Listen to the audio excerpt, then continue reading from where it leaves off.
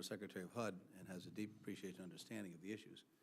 And I would strongly recommend, in fact, I'll ask you that as this moves forward in the coming literally day or maximum peril, fraught with fear and uncertainty for our economy and our country.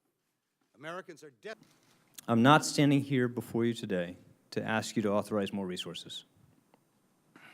I want to be candid, though, that I think this is going to be a expensive problem for the nation, and it's going to require substantial resources. But Congress has already authorized substantial resources.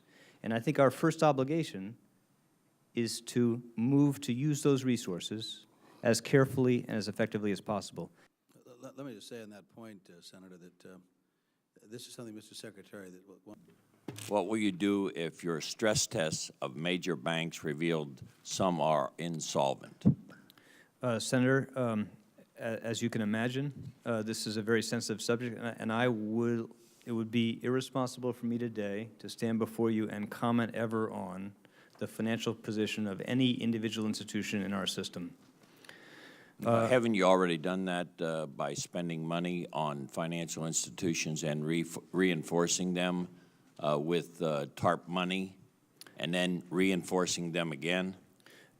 In a system this fragile, in an economy this fragile today, it's very important that we act effectively to help stabilize our system and to prevent the kind of broad-based catastrophic damage we have seen when the market or the government is unwilling or unable to prevent that kind of failure. Secretary of HUD and has a deep appreciation and understanding of the issues.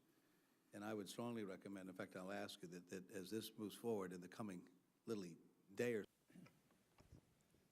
Mr. Chairman, in my opening, if they were to lend them out and the money supply began to grow, I'm sure Congressman Paul would be very concerned about that, the Federal Reserve is engaged in an ongoing assessment of the effectiveness of its credit-related tools.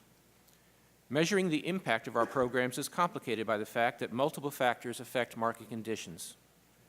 Nevertheless, we have been encouraged by the response to these programs, including the reports and evaluations offered by market participants and analysts.